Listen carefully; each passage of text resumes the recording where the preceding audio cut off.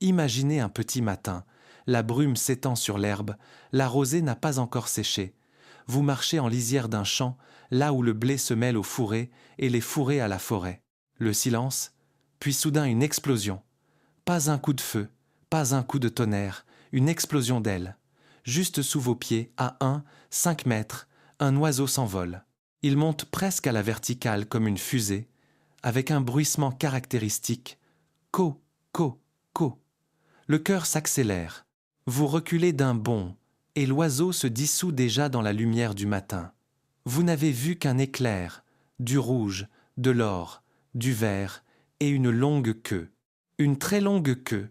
C'était un faisan, un oiseau que tous les chasseurs connaissent, mais que le citadin moyen ne connaît presque pas. Un oiseau pour qui, selon la légende, on a fondé une capitale. Un oiseau dont le nom garde la mémoire du voyage des Argonautes. Un oiseau qu'on élève aujourd'hui par dizaines de millions, non pour vivre, mais pour mourir. Et pourtant, la nature en a désespérément besoin, vivant. Aujourd'hui, nous allons analyser le faisan comme personne ne l'a encore fait. Des plumes à la philosophie, de la génétique à l'éthique. Restez jusqu'au bout. À la moitié de la vidéo, je vous révélerai un fait qui va bouleverser votre vision de la raison d'être de cet oiseau. Commençons par le nom. Faisan en latin, Phasianus colchicus. Les deux mots de ce nom sont des désignations géographiques. Phasianos, en grec, signifie l'oiseau du fleuve Phase. Le Phase est le nom antique du fleuve Rioni, qui traverse le territoire de la Géorgie actuelle et se jette dans la mer Noire. Colchicus renvoie à la Colchide, le royaume légendaire sur les rives de cette même mer. C'est là, selon le mythe, que Jason et les Argonautes partirent chercher la toison d'or vers 1300 avant notre ère. Et c'est depuis lors, dit la légende, que Jason aurait rapporté en Grèce les premiers faisans. Il s'avère que le nom même de cet oiseau est un monument à l'un des plus anciens voyages de l'histoire humaine. Réfléchissez. Il y a 3300 ans, quelqu'un a embarqué cet oiseau sur un navire et l'a fait traverser la mer Noire, et nous l'appelons encore aujourd'hui du nom de ce fleuve. Honnêtement, quand j'ai réalisé cela pour la première fois, j'ai dû vérifier. C'était l'exacte vérité. Les Grecs élevaient effectivement des faisans comme volailles de consommation. Puis, les Romains ont repris la tradition. Le gastronome romain Marcus Gavius Apicius, au 1er siècle de notre ère, décrivait déjà des recettes pour préparer la chair de faisan. Et un autre Romain, Columelle, écrivait à la même époque sur les règles d'élevage des faisans en captivité 3000 ans d'histoire culinaire. Peu d'oiseaux peuvent s'en vanter, et peu d'oiseaux portent autant de couches culturelles, des mythes aux recettes de cuisine, des chasses royales aux superstitions populaires. Passons maintenant au corps. Le faisan de Colchide est un oiseau ni petit ni grand. Le mâle pèse en moyenne de 5 à 2 kg, soit l'équivalent d'une miche de pain.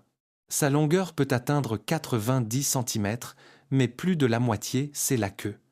La queue du mâle est son ornement principal, longue, en forme de coin, rayée. Elle agit comme un gouvernail en vol, comme un signal pour les femelles et comme un élément d'équilibre à la course. La femelle est plus discrète.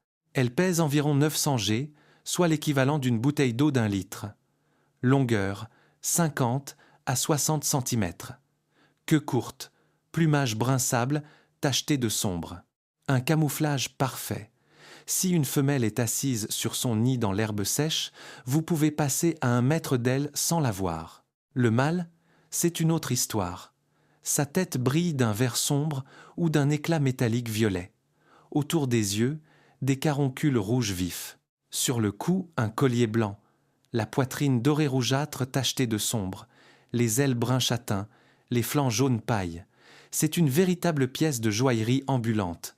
Mais attention, ce faisan-là est le faisan commun. Or, la famille des faisans compte près de 50 espèces, et beaucoup ressemblent à des créatures imaginées par un peintre en pleine fièvre. Le faisan doré, rouge éclatant, avec une crête dorée sur le cou, comme un petit dragon. Le faisan argenté, noir et blanc, élégant comme un personnage de film en noir et blanc. Le faisan de Lady Amherst, avec sa capuche noire et blanc et sa poitrine émeraude. Et le faisan Reeves, le détenteur du record. Sa queue peut atteindre 40 mètres de long. C'est plus haut que le plafond d'un appartement classique. Le livre Guinness des records l'a consigné en 2008, les plus longues plumes caudales naturelles parmi tous les oiseaux de la planète. Je l'admets, pour moi, ce fut une découverte. Je pensais que le record appartenait au paon. Non, le paon est un proche cousin du faisan, lui aussi de la famille des phasianidés, mais il perd largement face au faisan Reeves pour la longueur de la queue. Le faisan commun est originaire d'Asie. Son aire naturelle s'étend du Caucase à l'Asie centrale jusqu'à la Chine, la Corée et l'Extrême-Orient. Mais aujourd'hui, le faisan vit pratiquement partout dans le monde, du Royaume-Uni à la Nouvelle-Zélande, du Canada au Chili. Tout cela résulte d'introductions artificielles. Les hommes ont transporté cet oiseau avec eux pendant des siècles. La première introduction réussie en Amérique du Nord a eu lieu en 1881 dans la vallée de la Willamette, dans l'Oregon. Depuis, le faisan s'est répandu sur tout le continent et l'État du Dakota du Sud en a même fait son symbole, son oiseau officiel. Selon les données de l'Union internationale pour la conservation de la nature, la population mondiale de faisans communs se situe entre 160 et 220 millions d'individus adultes. 200 millions, soit à peu près la population du Brésil, et pourtant, le nombre décline progressivement. Statut sur la liste rouge, préoccupation mineure, mais la tendance est à la baisse. Nous y reviendrons. Le faisan est un oiseau terrestre. Il passe pratiquement toute sa vie au sol. Il marche, court, se nourrit, niche, tout se fait à terre. Le faisan sait voler, mais il le fait avec réticence et seulement en dernier recours. En revanche, quand il vole, c'est impressionnant. Vitesse de croisière de 40 à 60 km/h, et si un prédateur le poursuit ou si le vent souffle dans la bonne direction, il peut atteindre 90 km/h. 90, c'est la vitesse d'une voiture sur l'autoroute. Pour un oiseau de 2 kg qui préfère courir, c'est ahurissant. Mais le faisan ne peut pas voler longtemps. Un vol typique fait 200 à 300 mètres. On a toutefois documenté un cas où, porté par un vent fort, un faisan a parcouru près de 6-5 km au-dessus de l'eau. C'est exceptionnel, bien sûr, mais révélateur. Le décollage du faisan est un spectacle à part.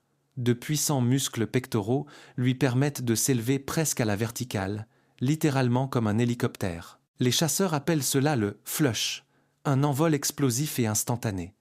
Le faisan jaillit de l'herbe. Les ailes battent avec un sifflement caractéristique et en une seconde, il est déjà à plusieurs mètres de hauteur. C'est un réflexe de survie. Le prédateur n'a pas le temps de réagir. Le faisan court aussi très bien, jusqu'à 16 km/h, soit l'équivalent d'un footing léger pour un humain. Mais il court à travers les buissons, les touffes, l'herbe haute, en changeant brusquement de direction. Essayez de le rattraper. Les chasseurs le savent, le faisan préfère souvent fuir à pied plutôt que de s'envoler. Et c'est un choix intelligent. Au sol, il est moins visible. En l'air, il est une cible, le faisan est omnivore. Son régime est un véritable buffet. Graines, baies, pousses, feuilles, racines, c'est la base végétale. Mais en plus, il consomme activement des insectes, des coléoptères, des sauterelles, des chenilles, des œufs de fourmis, des larves de taupins, des escargots. Et c'est ici que commence quelque chose d'important. Le faisan est l'une des rares espèces d'oiseaux à manger volontiers les larves du doryphore, ce même ravageur rayé qui détruit les cultures de pommes de terre dans le monde entier et contre lequel la plupart des pesticides ont déjà perdu leur efficacité. Le doryphore accumule dans son corps des solanines toxiques issues des plantes de la famille des solanacées. C'est pourquoi la plupart des oiseaux ne le touchent pas, mais le faisan, lui, le mange. Avec lui, les pintades et les dindons. Pratiquement personne d'autre. Dans certaines exploitations agricoles, des faisans sont spécialement lâchés dans les champs de pommes de terre. L'effet est visible. Les oiseaux ramassent les larves directement sur les feuilles, sans abîmer le sol. Certes, ils peuvent écraser quelques plants au passage, mais c'est un faible prix pour une protection biologique sans chimie. En dehors des insectes, le faisan avale de petits cailloux, du gravier, ce qu'on appelle des gastrolites, des pierres qui aident à broyer la nourriture dans l'estomac. Comme tous les oiseaux, il n'a pas de dents, mais il possède un gésier musculeux qui fonctionne comme une meule. Les cailloux sont ces meules. Sans eux, digérer des graines et des céréales dures serait impossible. Le faisan se nourrit généralement le matin et le soir. Aux heures chaudes, il se cache à l'ombre. Si la température dépasse 39 degrés Celsius, il commence à respirer rapidement, le bec ouvert un comportement appelé halètement gulaire, comparable à la façon dont les chiens halètent par forte chaleur. Ce mécanisme évacue la chaleur, mais consomme de l'énergie. C'est pourquoi une canicule extrême représente une menace sérieuse pour les faisans, surtout pour les poussins et les femelles en incubation. Parlons maintenant de ceux qui mangent le faisan. La liste est impressionnante. Au sol, renards, martres, belettes, blaireaux, chats et chiens errants, ratons laveurs. Dans les airs, éperviers, aigles, hiboux, busards. 3/4 de tous les nids de faisans sont détruits par des prédateurs. 3/4, cela signifie que sur 4 nids construits au printemps, un seul voit ses poussins éclore. C'est ce qui m'a le plus frappé. 75% de pertes, et cela avant même que les poussins ne viennent au monde. Et pourtant, en tant qu'espèce, le faisan existe depuis des millions d'années. Des fossiles du genre Phasianus ont été trouvés dans des dépôts du Miocène tardif en Chine. Ils ont plus de 5 millions d'années. Et une espèce fossile de Bulgarie, décrite en 2020 sous le nom de Phasianus bulgaricus, est du même âge, 5 millions d'années. Pour comparaison, l'Homo sapiens existe depuis environ 300 000 ans. Le faisan est plus ancien que nous de 17 fois. Comment une espèce avec une mortalité aussi énorme des nids peut-elle survivre ? La réponse réside dans sa stratégie reproductive. Le faisan mise sur le nombre. Et maintenant, arrêtez-vous un instant. Une question pour vous. Avez-vous déjà vu un faisan dans la nature ? Pas au zoo, pas sur une image. Vivant, dans un champ ou en lisière de forêt ? Dites-le moi en commentaire où c'était et comment vous avez réagi. Je suis vraiment curieux. La saison des amours du faisan commence au début du printemps, en mars-avril, et c'est là que les mâles se transforment. S'ils se comportaient calmement en hiver, dès les premières chaleurs, le spectacle commence. Le coq sort à découvert, déploie ses ailes, étale sa queue, gonfle ses caroncules rouges autour des yeux et lance un cri perçant en 2 syllabes. Ce cri s'entend à plusieurs centaines de mètres. Il ressemble grosso modo à un cotanchko rauque, guttural, avec une résonance métallique. Après le cri vient un bruyant battement d'ailes, comme un tambour de la nature. Mais le cri n'est que le début. Quand la femelle s'approche, le mâle entame ce qu'on appelle la parade latérale. Il tourne lentement autour d'elle en demi-cercle, baissant la tête et rabattant l'aile la plus proche vers le sol. Les caroncules sont gonflés à l'extrême, la queue déployée comme un éventail, tout le corps tendu. Les chercheurs de l'université d'Estrémadure, Carlos Mateos et Juan Carranza, ont mené en 1999 une série d'expériences et découvert quelque chose de surprenant. Différents éléments de la parade nuptiale agissent différemment. Le rituel d'offrande de nourriture, quand le mâle ramasse un aliment et le laisse tomber devant la femelle, l'attire de loin, tandis que la parade latérale déclenche la réceptivité à la copulation. 2 signaux distincts, 2 réactions distinctes. Un autre facteur important, la dominance. Les mâles de rang inférieur qui voient un dominant courtisent plus rarement et avec moins d'assurance, et les femelles le remarquent. Elles préfèrent les mâles dominants et, plus encore, elles évitent activement les subordonnés. Les femelles évaluent un mâle selon l'éclat de ses caroncules, la longueur de ses ergots et son assurance comportementale. Plus les caroncules sont vives, plus le mâle est en bonne santé. L'éclat dépend du pigment caroténoïde appelé astaxanthine que le faisan tire de son alimentation. Si l'oiseau est infesté de parasites, le pigment est consommé par la réponse immunitaire et les caroncules pâlissent. Des caroncules éclatantes constituent donc un certificat de santé, une attestation vivante du médecin. Les ergots, ces excroissances cornées à l'arrière des pattes du mâle, sont à la fois une arme et un indicateur. Ils grandissent toute la vie. Chez un jeune mâle, l'ergot mesure environ 10 mm, comme un ongle de petit doigt. Chez un mâle de 2 ans, il atteint près de 14 mm. La longueur des ergots est corrélée au taux de testostérone, à la condition physique et à la dominance. On peut littéralement lire la biographie d'un mâle dans ses ergots. Les faisans sont polygames. Un mâle peut rassembler un harem de 3 à 7 femelles. Il garde un territoire de 5 à 2 hectares, l'équivalent d'1 à 3 terrains de football où vivent ses femelles, et il le défend farouchement contre les rivaux. Les combats entre mâles peuvent être brutaux.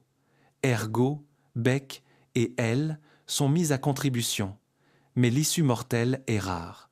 Généralement, le vaincu fuit simplement. Détail curieux.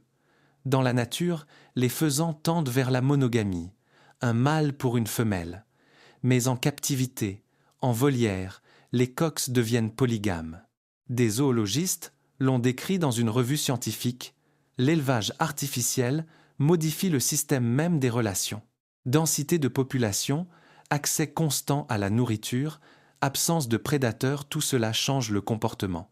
La nature est flexible, le faisan aussi. La femelle construit son nid au sol, une simple dépression peu profonde, garnie d'herbes sèches et de feuilles. Rien de monumental. Elle pond un œuf par jour jusqu'à en accumuler de 7 à 15, avec une moyenne de 12 œufs par couvée.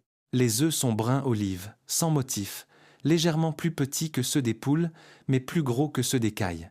Seule la femelle incube pendant 23 jours, presque un mois entier. Elle ne quitte presque jamais le nid, sauf brièvement le matin et le soir pour se nourrir. Pendant l'incubation, la femelle perd jusqu'à 75% de ses réserves de graisse et jusqu'à 10% de sa masse corporelle. C'est un épuisement colossal. À la fin de l'incubation, elle est affaiblie, vulnérable aux maladies et aux prédateurs. Un héroïsme dont personne ne parle. Et vient le moment de l'éclosion. Tous les poussins apparaissent dans la même journée. Les poussins de faisans sont nidifuges, ou scientifiquement précoces. Ils naissent voyants, couverts de duvet, capables de marcher. Quelques heures après l'éclosion, ils suivent déjà leur mère. Au bout d'une journée, ils cherchent eux-mêmes leur nourriture. Le poids d'un nouveau-né est d'environ 20 g, l'équivalent de 2 cuillères à soupe d'eau. Les 11 premiers jours sont critiques. Jusqu'à cet âge, les poussins ne peuvent pas réguler leur propre température corporelle. Une pluie froide ou une gelée nocturne en juin peuvent tuer toute une couvée en quelques heures. Environ un tiers de tous les poussins meurent dès leur premier été prédateur, intempéries, machines agricoles. Mais le faisan est un maître de la deuxième chance. Si le premier nid est détruit, la femelle en construit un nouveau, et elle peut le faire jusqu'à 4 fois dans la saison. À chaque tentative, la couvée est plus réduite, l'énergie pour les œufs ne suffit plus. La 3e tentative compte déjà 5 à 6 œufs au lieu de 12. Mais malgré tout, 70% des femelles parviennent au moins une fois dans la saison à élever leur progéniture avec succès. Une obstination inscrite dans les gènes.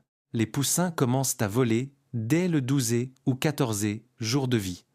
De courts envols, plutôt de petits sauts, mais cela suffit pour échapper à un prédateur terrestre.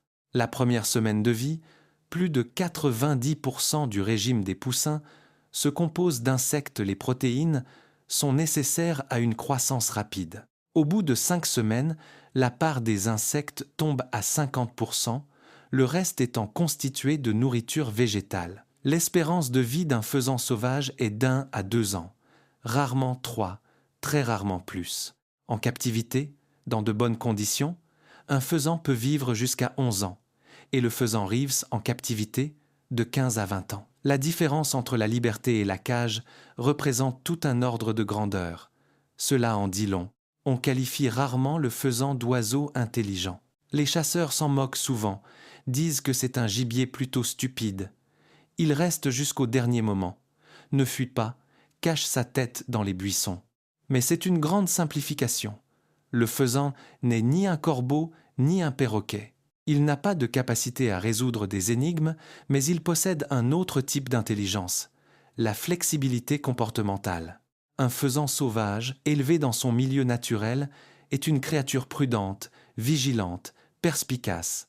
Il associe immédiatement le bruit d'un coup de feu au danger, et après le premier contact avec des chasseurs, il commence à éviter les espaces ouverts, à changer ses trajets d'alimentation, à s'éloigner des chiens longtemps à l'avance, bien avant qu'ils n'approchent à une distance dangereuse. Les faisans vivant près des humains apprennent à distinguer les types de menaces. Un tracteur n'est pas dangereux pas besoin de fuir. Un homme avec un chien est dangereux, il faut s'éloigner. Un homme avec une arme, menace mortelle, il faut s'envoler immédiatement. Ce n'est pas de l'instinct, c'est de l'apprentissage. Le faisan mémorise et s'adapte. Les chasseurs l'ont remarqué depuis longtemps. Les faisans chassés en début de saison, en octobre, ne sont pas les mêmes qu'en décembre. Le faisan de décembre court plus vite, s'envole plus brusquement, monte plus haut, vole plus loin. Il a suivi un cours de survie de 2 mois. C'est un vétéran. Il y a encore une astuce, la feinte. Quand un prédateur approche du nid, la femelle peut simuler d'être blessée. Elle s'éloigne en boitant, traînant une aile, attirant l'attention sur elle et détournant l'ennemi de la couvée. Une fois la distance suffisante, elle s'envole et retourne au nid par un autre chemin. Une manœuvre de diversion classique utilisée par de nombreuses espèces d'oiseaux, mais portée à la perfection chez le faisan. La vue et l'ouïe du faisan sont exceptionnelles. Il voit dans un large spectre, incluant partiellement l'ultraviolet. Cela signifie que le monde du faisan est plus lumineux et plus détaillé que le nôtre. Le plumage du mâle, qui nous semble simplement magnifique, peut contenir aux yeux de la femelle des motifs supplémentaires invisibles pour l'homme.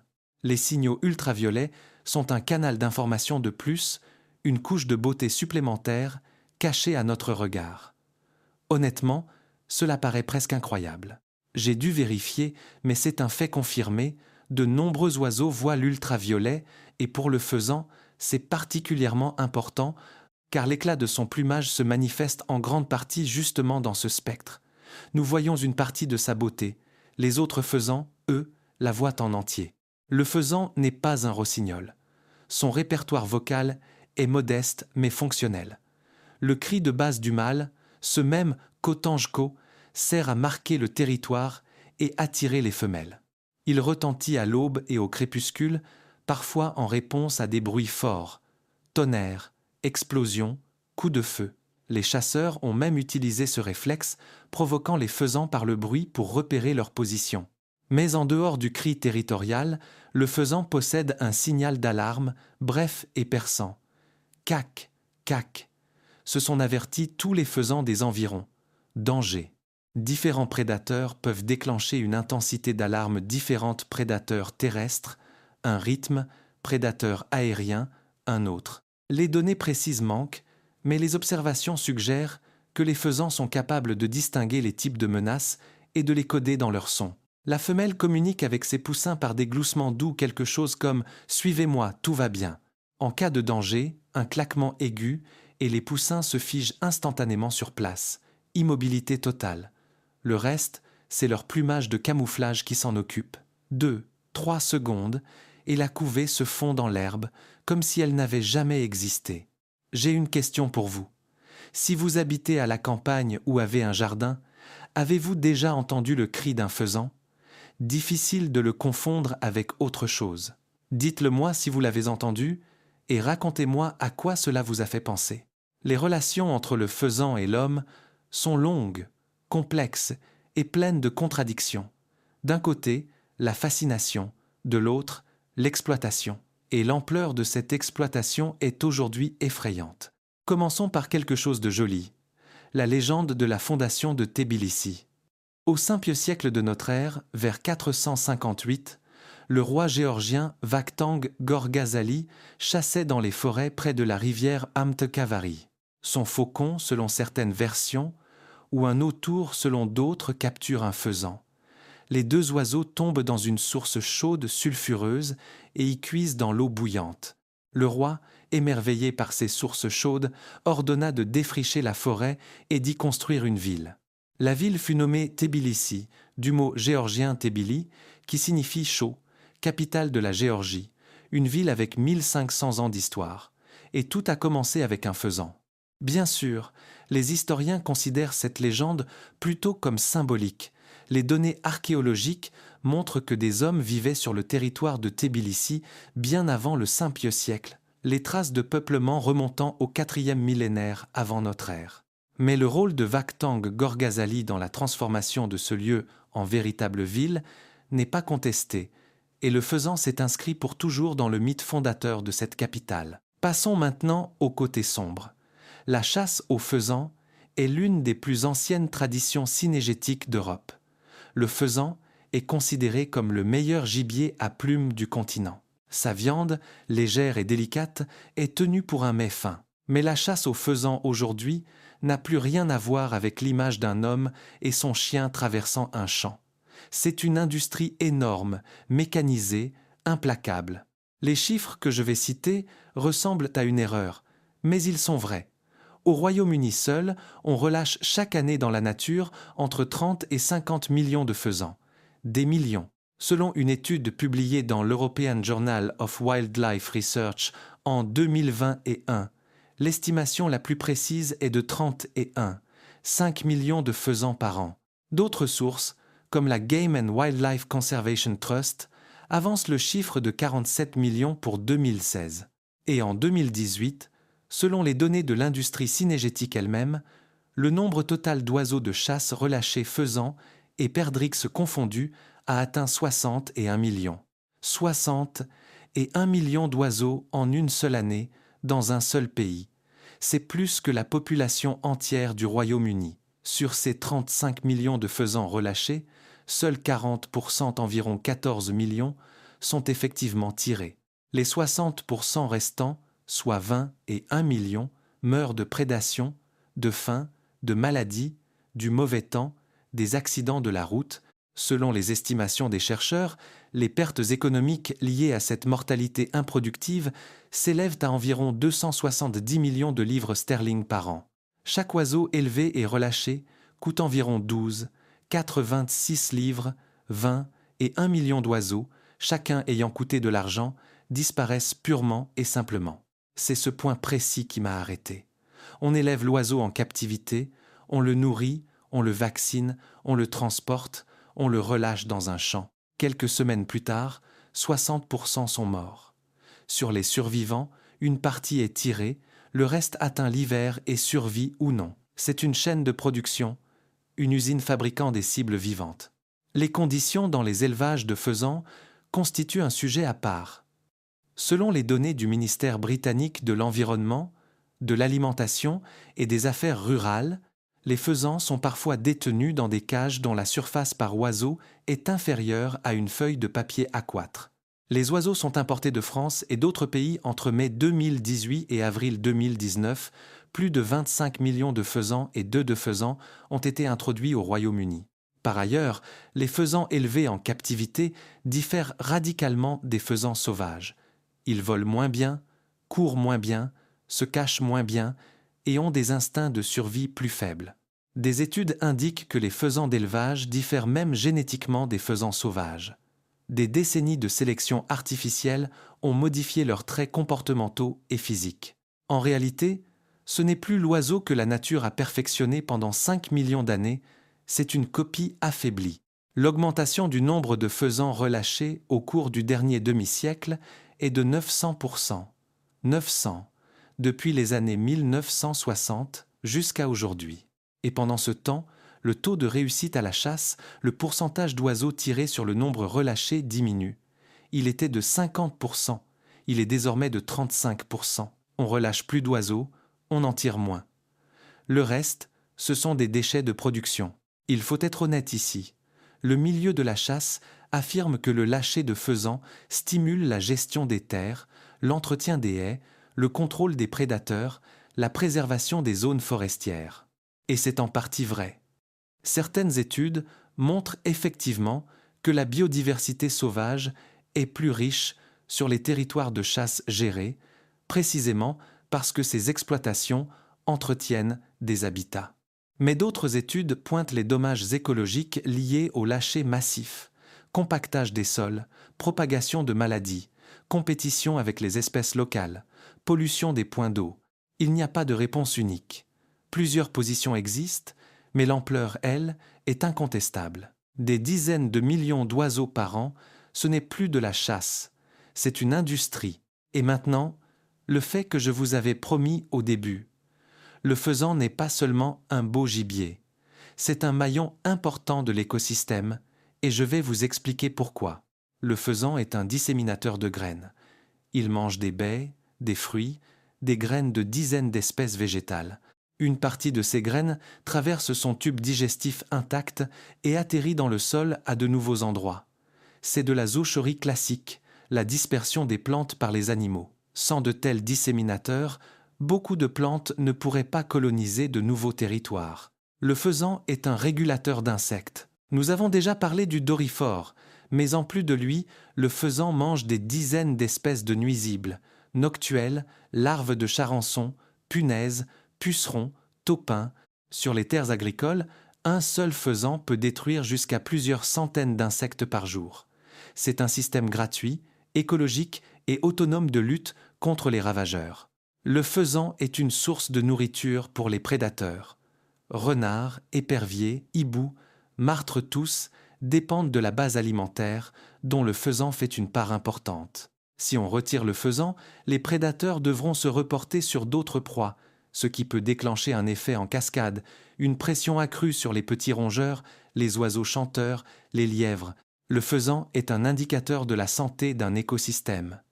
Là où le faisan se porte bien, les autres espèces se portent bien aussi. Il a besoin d'un paysage diversifié, d'une combinaison de champs, de fourrés et de zones boisées, d'eau propre, d'un usage minimal de pesticides, de sites de nidification intacts. Si le faisan disparaît d'une région, c'est le signe que quelque chose ne va vraiment pas dans cette région. C'est exactement ce qui a été pour moi une compréhension clé. Le faisan n'est pas une décoration, c'est une fonction. Retirez-le du système, et le système commencera à se dérégler pas immédiatement, pas de façon catastrophique, mais de manière perceptible. Et c'est ici qu'apparaît un paradoxe. Des millions de faisans sont élevés et relâchés chaque année. On pourrait croire qu'il y en a trop, pas trop peu, mais les oiseaux relâchés ne sont pas des faisans sauvages.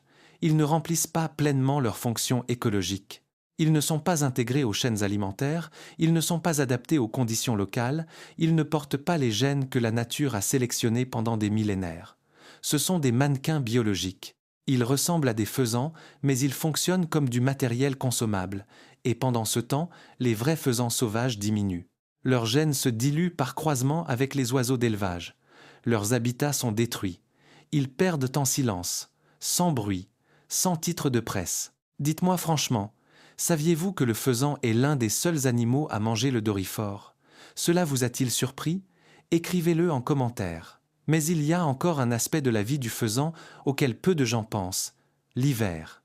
Que se passe-t-il pour le faisan en hiver, quand les champs sont couverts de neige, que la température descend sous négatif 20 degrés Celsius et que la nourriture est cachée sous une croûte de glace? Le froid en lui-même n'est pas terrifiant pour le faisan.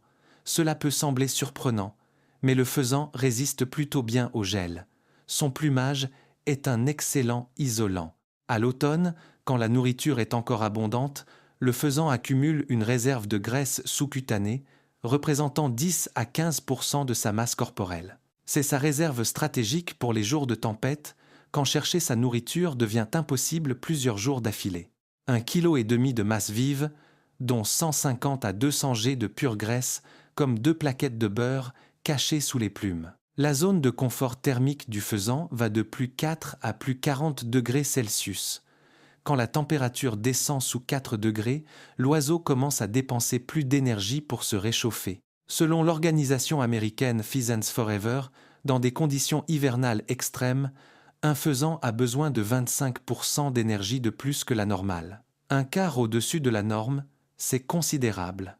C'est pourquoi, en hiver, une chose compte par-dessus tout pour le faisan, l'abri. Des roselières denses, des buissons épais, des bandes boisées d'épicéas et de pins.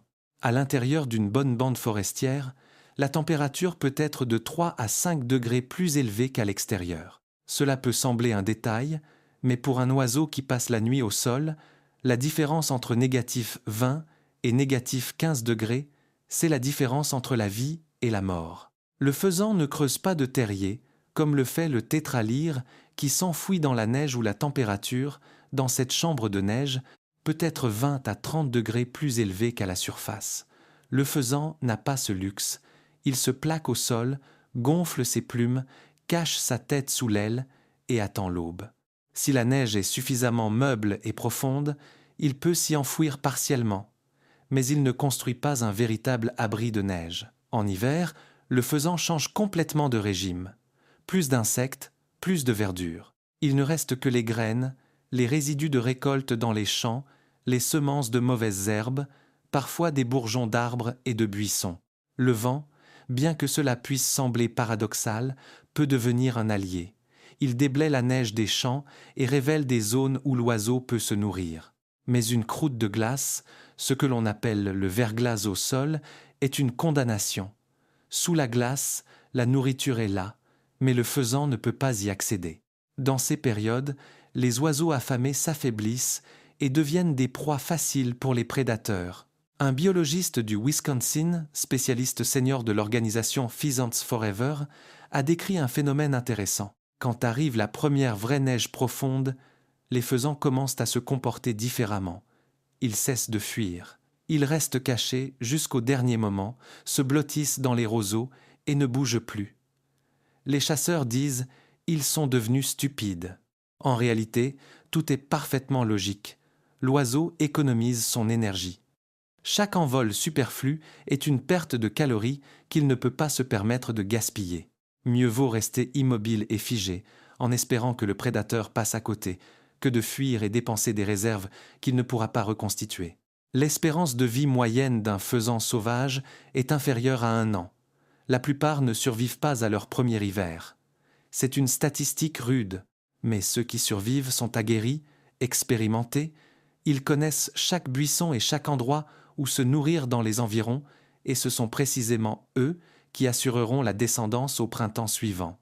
Il y a encore une chose importante. Le faisan n'est pas un oiseau migrateur. Il ne s'envole pas vers le sud. Il reste là où il est né, où il a grandi, où il connaît chaque bande boisée et chaque champ. Cet attachement au territoire est une autre caractéristique qui le rend vulnérable. Si son habitat est détruit, buissons labourés, bandes forestières coupées, marais asséchés, le faisan n'a nulle part où aller. Il ne va pas voler 100 kilomètres pour chercher une nouvelle maison. Il reste et il meurt. Parlons maintenant de la manière dont le faisan est entré dans la culture, non seulement comme gibier, mais aussi comme symbole, comme matériau, comme image. Les plumes de faisan ont été utilisées par les hommes pendant des millénaires. Au début du XXe siècle en Europe, les plumes sont devenues un élément incontournable de la mode. Les chapeaux de l'époque édouardienne, immenses, théâtraux, parfois ornés d'oiseaux entiers empaillés, étaient souvent décorés de plumes de faisan. Les longues plumes de queue du faisan commun étaient appréciées pour leur forme élégante et leur teinte châtain doré chaud, pas besoin de les teindre, la nature avait déjà fait tout le travail. Mais l'usage le plus surprenant des plumes de faisan est sans doute la pêche à la mouche. En 1958, le garde-pêche anglais Frank Sawyer créa une mouche appelée Pheasant Tail, queue de faisan. La Pheasant Tail nymphe utilisait des fibres de plumes caudales du faisan commun enroulées sur un hameçon avec du fil de cuivre.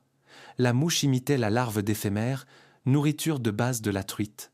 Le résultat a dépassé toutes les attentes. La Pheasant Tail est devenue l'une des mouches les plus populaires au monde. Elle est utilisée aujourd'hui encore en Angleterre, en Amérique et en Nouvelle-Zélande. Un petit hameçon, quelques plumes de la queue d'un faisan, et des pêcheurs attrapent des truites partout sur la planète. Le faisan, sans le savoir, est devenu acteur d'une nouvelle tradition humaine. En Chine, les plumes du faisan Reeves étaient traditionnellement utilisées dans l'opéra de Pékin. 2 longues plumes placées sur la coiffe de l'acteur signalaient un caractère guerrier et courageux. Quand l'acteur bougeait la tête, les plumes décrivaient des arcs fluides, créant un effet hypnotique. Cet art vit encore aujourd'hui. La queue du faisan sur scène, comme accessoire, comme partie d'un spectacle qui a plusieurs siècles. Revenons à la biologie. Il y a quelques détails que je ne pouvais pas omettre de cette vidéo, car ils changent notre façon de regarder cet oiseau. Les poussins de faisan, la première semaine, dorment serrés contre leur mère. La femelle les recouvre de son corps comme d'une couverture. Si la couvée est grande, 12 poussins, elle ne peut physiquement pas tous les couvrir. Les poussins en périphérie ont froid. C'est pourquoi ils changent constamment de place. Ceux qui se sont réchauffés laissent les positions centrales à ceux qui ont froid. Ce n'est pas une coopération consciente, c'est de l'instinct. Le poussin réchauffé se détend et s'endort, et il est repoussé par les poussins refroidis et plus actifs. Mais l'effet, c'est une rotation. Tous reçoivent à peu près également de la chaleur, une justice naturelle, inscrite dans le comportement. Autre fait qui m'a intrigué. Quand la femelle quitte le nid pour se nourrir, elle recouvre les œufs avec des matériaux, des feuilles sèches, de l'herbe. Ce n'est pas une isolation thermique, c'est un camouflage. Un nid sans la femelle est une cible ouverte pour les corneilles, les pies, les belettes. Des œufs recouverts se fondent dans le décor environnant. La femelle se souvient de comment elle a disposé les matériaux. Si quelque chose a été déplacé, elle sait que quelqu'un d'indésirable est passé par là. Parfois, après une telle découverte, la femelle abandonne le nid. Mieux vaut repartir de zéro que de prendre le risque. Je vous ai dit que le faisan n'est pas un oiseau migrateur. C'est vrai pour le faisan commun, mais il y a une nuance. Certaines populations effectuent de petits déplacements saisonniers, pas des migrations au sens classique, mais des transhumances. Des zones montagneuses vers les vallées, des champs ouverts vers les zones boisées, des distances minimes, quelques kilomètres. Mais pour un oiseau qui passe normalement toute sa vie sur un territoire grand comme 2 ou 3 terrains de football, c'est un véritable voyage. Dans le Caucase, berceau européen du faisan commun, vivent plusieurs sous-espèces. Le faisan transcaucasien se distingue par sa tête verte, ses ailes brun clair, sa poitrine et son cou violet. Le faisan du Caucase Nord présente une tache sombre sur le ventre. Ce sont précisément ces faisans que, selon la légende, les Argonautes auraient rapportés. En Extrême-Orient russe vit une sous-espèce, le faisan de Pallas. Il porte un large collier blanc, une calotte claire et une queue verdâtre grise. Cette sous-espèce est rare, inscrite dans les livres rouges régionaux. Elle est souvent confondue avec le faisan de chasse, d'origine hybride, relâché dans les territoires de chasse. Des généticiens de l'Académie des sciences de Russie, branche extrême-orientale, ont étudié le faisan de Pallas à l'aide de marqueurs moléculaires et découvert une forte variabilité intrapopulationnelle. Bon signe, le pool génétique n'est pas encore appauvri. Mais si le lâcher d'hybrides d'élevage continue, la pureté de la sous-espèce pourrait être menacée. Dans l'Iowa, une étude génétique par marqueur RAPD a révélé un autre tableau. Même des groupes de faisans vivant à proximité les uns des autres peuvent être génétiquement isolés. La population est fragmentée. Les petits groupes isolés perdent plus vite leur diversité génétique et deviennent plus vulnérables aux maladies et aux changements climatiques. Il y a encore un détail à mentionner. Parmi les phasianidés, certaines espèces ont des habitudes vraiment extraordinaires. Le faisan oreillard blanc, grand oiseau des forêts montagneuses de Chine, peut, dans des conditions défavorables, se nourrir d'aiguilles de conifères. Et ce n'est pas tout. Lors d'hivers rigoureux, quand la nourriture habituelle est inaccessible, il mange des excréments de lièvres et de cervidés. Cela paraît invraisemblable, mais c'est un fait documenté. Dans les excréments des ongulés et des léporidés persistent des fibres végétales non digérées et des substances nutritives. Ce n'est pas un mets de choix, c'est une stratégie de survie désespérée, et elle fonctionne. Le faisan oreillard blanc existe depuis des millions d'années. L'argus géant, un autre cousin lointain, mange des grenouilles et des escargots en plus de son régime végétal habituel. Les phasianidés en général sont beaucoup plus flexibles dans leur alimentation qu'on ne le pense. Ce sont des opportunistes. Ils mangent ce qu'il y a. C'est précisément pour cela qu'ils ont survécu là où d'autres ont échoué. Il y a encore quelque chose qui mérite d'être dit. Les œufs de faisan sont en eux-mêmes un petit miracle de biochimie. Leur couleur brun-olive est déterminée par un pigment, la protoporphyrine, un produit intermédiaire de la synthèse de l'hème, cette même substance qui rend notre sang rouge. Des chercheurs japonais, travaillant avec un proche parent, la caille japonaise, ont découvert que ce pigment s'accumule dans des cellules spéciales de l'utérus de l'oiseau et est déposé sur la coquille littéralement juste avant la ponte. Une seule mutation sur un seul gène et les œufs perdent leur couleur, deviennent blancs. Le réglage génétique le plus subtil décide de la couleur de la coquille. Pour un oiseau qui niche au sol dans l'herbe brune, un œuf olive est un camouflage, un œuf blanc, une condamnation. En captivité, une seule femelle de faisan peut pondre jusqu'à 75 œufs par saison, 5 fois plus que dans la nature. Cette différence s'explique par l'accès constant à la nourriture et l'absence du stress lié aux prédateurs. Mais dans la nature, 15 à 20 œufs répartis sur plusieurs tentatives suffisent à la femelle. L'évolution a tout calculé avec précision.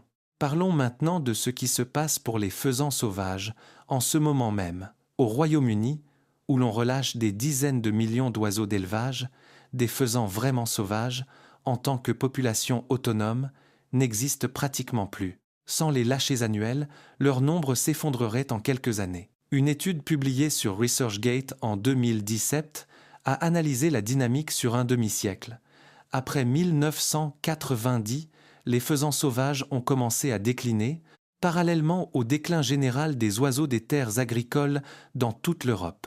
Parmi les causes évoquées par les chercheurs, l'augmentation du nombre de renards, les changements génétiques et comportementaux dus à des décennies d'élevage et la chasse en fin d'hiver, quand les oiseaux sont déjà affaiblis après une saison difficile. Cette version est toutefois contestée. Le milieu de la chasse souligne que le problème n'est pas la chasse elle-même, mais la perte d'habitat, le labour des prairies, la destruction des haies, l'intensification de l'agriculture. Et là aussi se trouve une part de vérité. La vérité, comme toujours, se situe quelque part entre les deux, et le faisan se retrouve entre deux feux. En Asie, sur le territoire historique du faisan, la situation est meilleure, mais tout aussi préoccupante. Les forêts sont abattues, les fourrés défrichés pour l'agriculture.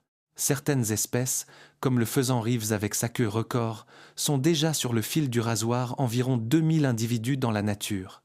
2000. Une seule saison de reproduction ratée, et l'espèce pourrait franchir le point de non-retour. 200 millions de faisans dans le monde. Cela ressemble à un nombre énorme. Mais ce chiffre cache une substitution. La plupart sont les descendants d'oiseaux d'élevage et non de véritables populations sauvages. Génétiquement plus faibles, comportementalement plus primitifs, non intégrés à l'écosystème. La quantité est là, la qualité diminue. Il reste un sujet que je ne peux pas passer sous silence.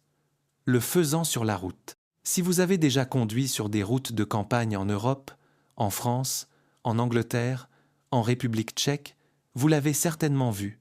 Un faisan se tient sur le bas-côté ou carrément sur la route. Il regarde la voiture qui approche et ne bouge pas. Vous klaxonnez, il ne réagit pas. Vous freinez. Il finit par s'enfuir, mais pas sur le côté, le long de la route, juste devant votre voiture. Comme s'il faisait la course, comme s'il ne comprenait pas qu'il allait perdre. Ce n'est pas de la bêtise, ou plus précisément, pas tout à fait de la bêtise. Le faisan a évolué dans un monde sans route ni voiture. Son instinct lui souffle. Fuis le prédateur en ligne droite, en accélérant. Si ça ne suffit pas, envole-toi. L'asphalte représente dans sa perception une voie plane et dégagée, facile pour courir. Une voiture est un grand prédateur rapide. Le faisan lance son programme de fuite standard et il ne fonctionne pas parce que la voiture est plus rapide. Résultat, des milliers de faisans meurent sur les routes chaque année. Au Royaume-Uni, où les faisans sont les plus nombreux, la mortalité routière est une des causes de mort significatives de ces oiseaux, après la chasse et la prédation. Les faisans d'élevage en souffrent davantage que les sauvages. Un faisan sauvage, ayant grandi près d'une route, apprend plus vite à associer la voiture au danger et à réagir différemment, fuir sur le côté, se cacher dans le fossé. Un faisan d'élevage, relâché dans un champ 3 semaines avant l'ouverture de la chasse, n'a pas ces compétences. Il voit une voiture pour la première fois, et souvent, cette première fois est aussi la dernière. Voici un détail que tout le monde ne connaît pas. Le faisan est l'un des rares oiseaux sauvages à passer la nuit dans les arbres. Oui, bien que toute sa journée se déroule au sol, la nuit, le faisan monte dans la canopée. Il va vers un arbre connu, généralement un grand feuillu ou conifère aux larges branches horizontales, et grimpe niveau par niveau jusqu'à atteindre une hauteur qui lui semble sûre. Là, il se pose sur une branche, plaque ses plumes et s'endort. Pourquoi ? Parce que la nuit, les prédateurs terrestres renards, martres, belettes sont particulièrement actifs. Au sol, un faisan endormi est une proie facile. Dans un arbre, il est hors d'atteinte. Les hiboux peuvent bien sûr attaquer même sur une branche, mais cela arrive beaucoup plus rarement. L'arbre est, pour le faisan, une forteresse, son assurance nocturne.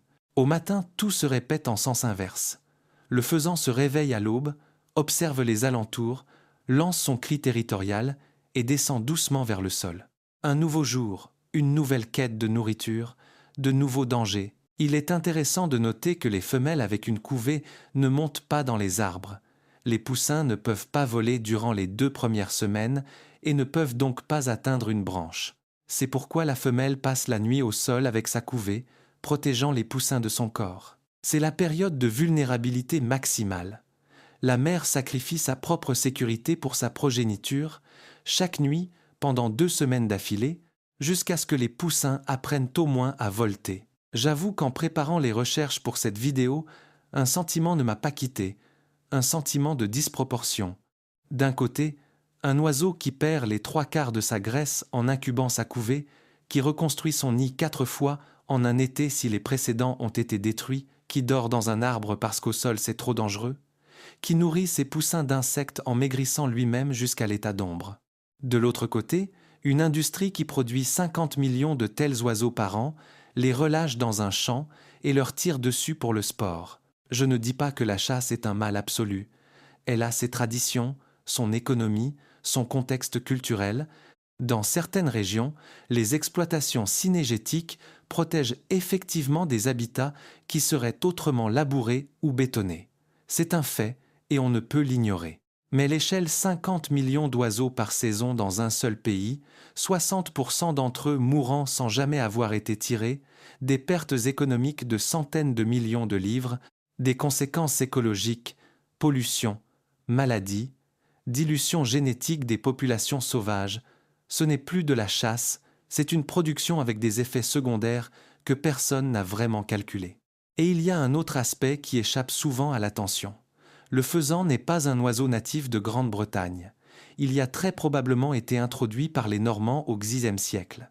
Il s'y est installé, s'est ensauvagé, est devenu une partie du paysage, mais génétiquement et écologiquement, c'est une espèce étrangère. Le lâcher massif de dizaines de millions d'oiseaux d'origine exotique, chaque année, constitue une expérience biologique sans précédent, menée sans groupe témoin et sans compréhension des conséquences à long terme. Que font ces millions d'oiseaux à l'écologie locale, aux insectes qu'ils mangent, aux plantes dont ils dispersent les graines, aux prédateurs dont la population croît grâce à l'abondance de proies faciles? Les recherches commencent seulement.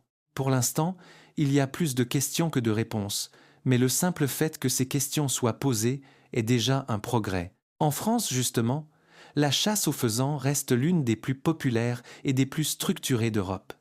Les chasses commerciales et les sociétés de chasse y relâchent chaque année plusieurs millions de faisans, principalement issus d'élevages français, ces mêmes élevages, d'ailleurs, qui fournissent une bonne partie des oiseaux relâchés au Royaume-Uni. La France est ainsi à la fois pays de chasse et grand producteur de faisans d'élevage pour l'exportation. Les débats qui agitent la Grande-Bretagne, utilité écologique des haies entretenues d'un côté, mortalité massive et dilution génétique de l'autre, se posent donc aussi, presque à l'identique, chez nous. En Russie, la situation est différente. Il n'y a pas de lâcher massif de faisans. Des populations sauvages se sont maintenues dans le Caucase et en Extrême-Orient, mais leur nombre reste instable. Braconnage, perte d'habitat, hiver rigoureux, toujours les mêmes facteurs. Le faisan est inscrit dans les livres rouges de plusieurs régions. Sa chasse y est autorisée, mais réglementée. Cependant, le contrôle reste faible, et le volume réel des prélèvements dépasse souvent les quotas officiels. Il existe des pays où l'on considère le faisan différemment. En Géorgie, patrie du faisan commun, cet oiseau est un symbole national. Son image se retrouve dans l'architecture de la vieille ville de Tbilissi, sur des souvenirs, sur des étiquettes de vin. Le faisan, ici, n'est pas une cible. C'est une part de l'identité, une part de l'histoire qui commence avec des sources chaudes sulfureuses et un oiseau blessé grâce à qui, dit-on, naquit une ville. Au Dakota du Sud, où le faisan est l'oiseau officiel de l'État, sa chasse rapporte des centaines de millions de dollars par an à l'économie locale. Des chasseurs viennent de toute l'Amérique. Hôtels, restaurants, magasins d'armes et d'équipements, guides, agriculteurs louant leurs champs, tout un écosystème économique gravite autour d'un seul oiseau. Le Dakota du Sud se surnomme lui-même la capitale du faisan d'Amérique. Ici, le faisan est tradition, monnaie et fierté à la fois. Mais revenons à l'oiseau lui-même. Car derrière tous ces chiffres, ces statistiques, ces débats politiques et ces calculs économiques, on oublie facilement l'essentiel. Le faisan est un être vivant, avec sa propre logique, sa propre beauté, son combat quotidien. Il reste encore quelque chose à savoir. Le faisan prend des bains de poussière régulièrement, comme beaucoup d'oiseaux terrestres. Il trouve un coin de terre sèche et friable, s'y allonge sur le côté, grattant avec ses pattes, battant des ailes, frottant la poussière dans ses plumes.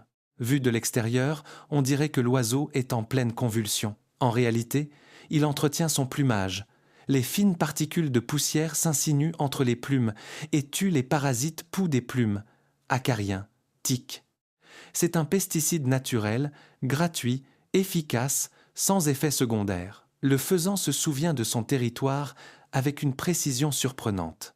Chasseurs et ornithologues l'ont observé maintes fois, un faisan effarouché d'un endroit précis revient, quelques heures plus tard, exactement au même point. Il sait où pousse tel buisson chargé de baies, où des grains sont restés après la récolte, où les roseaux sont les plus denses, où se trouve l'arbre sûr pour dormir. Son territoire est une carte mentale, peaufinée au fil de jours et de semaines d'exploration. C'est pourquoi la perte de son habitat n'est pas, pour le faisan, un problème abstrait. C'est la perte de tout ce qu'il connaît, tous ses chemins, toutes ses cachettes, tous ses lieux de nourriture. Encore un détail digne d'attention. En hiver, les faisans peuvent se regrouper en troupes de plusieurs dizaines d'individus. Hors de la saison des amours, la territorialité s'affaiblit. Mâles et femelles se nourrissent ensemble. Ce n'est pas une socialité au sens plein, le faisan ne construit pas de relations complexes au sein du groupe comme les corneilles ou les perroquets, mais le groupe offre un avantage, plus d'yeux, plus d'oreilles, plus de chances de détecter un prédateur à temps. Un faisan solitaire en hiver a moins de chances de survie. Voici donc ce que je veux que vous reteniez de cette vidéo. Pas les chiffres, pas les statistiques, pas les noms de chercheurs. Retenez l'image. Un petit matin, un champ, la brume, et cet éclat impossible d'or, de vert, de rouge, jaillissant à la verticale dans un bruissement d'ailes. Un oiseau qui pèse autant qu'une miche de pain et qui vole à la vitesse d'une voiture. Un oiseau nommé d'après un fleuve que les Argonautes ont remonté il y a 3000 ans. Un oiseau grâce à qui, ne serait-ce que selon la légende, naquit la capitale de la Géorgie. Un oiseau qui mange le dorifort, que presque personne d'autre ne mange. Un oiseau qui reconstruit son nid 4 fois dans un été, parce que les 3 précédents ont été détruits. Un oiseau dont les poussins ouvrent les yeux à la naissance et 1 heure plus tard courent déjà derrière leur mère. Un oiseau dont le cousin, le faisan Reeves, porte une queue de 2, 40 mètres la plus longue parmi tous les oiseaux vivants de la planète. Un oiseau qu'on élève à hauteur de 50 millions d'exemplaires par an pour le tuer, mais dont la nature a désespérément, absolument, inconditionnellement besoin vivant. Nous avons fait un long chemin.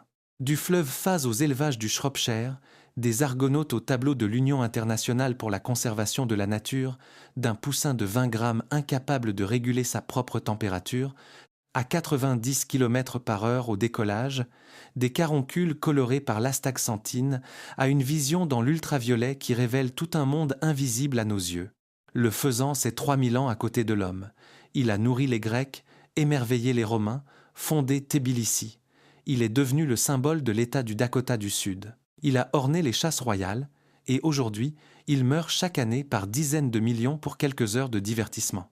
Mais en même temps, le faisan est nécessaire à la terre, pas à l'homme, à la terre, aux champs où il ramasse les larves, aux lisières où il disperse les graines, aux renards, qui sans lui auraient faim, aux éperviers pour qui il fait partie de l'équilibre. Je me souviens, quand j'ai lu pour la première fois l'ampleur de l'industrie du faisan, ces millions d'oiseaux élevés pour être abattus, je n'arrivais pas à relier ces chiffres à ce que je savais de cet oiseau. Cet éclair d'or et de vert qui jaillit de l'herbe, cette queue absurdement longue, qui complique le vol mais sans laquelle le faisan ne serait pas un faisan. Ce cri à l'aube, audible à 1 demi-kilomètre. Cette femelle qui perd les 3/4 de ses réserves de graisse pour son nid et qui, malgré tout, recommence si celui-ci est détruit. Le faisan n'est pas coupable d'être beau. Il n'est pas coupable d'être savoureux. Il n'est pas coupable de s'envoler de façon spectaculaire et de tomber commodément sous le fusil. Il fait simplement ce qu'il fait depuis 5 millions d'années. Il vit, il mange des coléoptères, il élève ses poussins, il court dans la rosée du matin. Il y a un dicton. Nous n'héritons pas de la terre de nos ancêtres, nous l'empruntons à nos descendants. Le faisan fait partie de cet emprunt. Il était là bien avant nous, et savoir s'il sera encore là après nous, ce n'est pas à lui de répondre, c'est à nous. Le faisan est un oiseau qui porte tout en lui, une beauté excessive, presque illogique, presque provocante, une fragilité, une femelle perdant les 3/4 de sa graisse pour incuber sa couvée, des poussins emportés par la pluie de juin, une ancienneté, 5 millions d'années d'évolution, 3000 ans aux côtés de l'homme, et une tragédie des dizaines de millions de vies produites sur une chaîne pour quelques secondes dans la mire d'un fusil. Je ne vous dirai pas quoi penser. Je ne vais pas appeler à interdire la chasse ou à fermer les élevages. C'est une question complexe, à multiples facettes. Mais je vous dirai une chose.